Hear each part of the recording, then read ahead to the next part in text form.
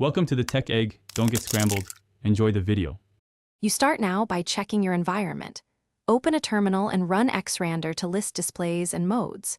You need xrandr and arrandr installed, so update apt and install x11x server utils if missing.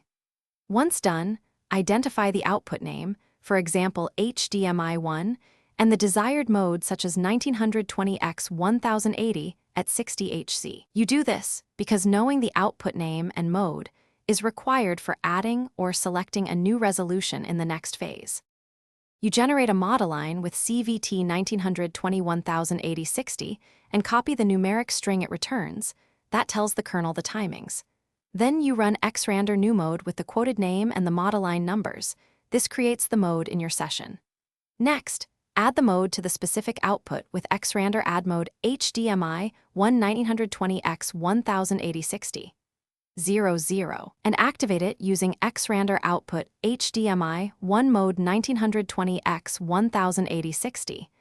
00. Make sure to test the display and note any flicker or scaling issues.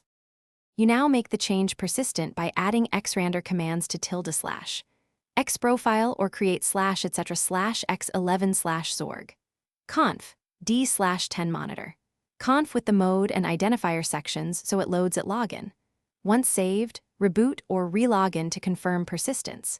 If something goes wrong, you can revert to automatic detection with xrandr output HDMI1 auto or remove custom modes with rem mode and del mode. If the screen goes blank, switch to a TTY using Ctrl plus Alt plus F2, revert the changes, and verify the GPU driver and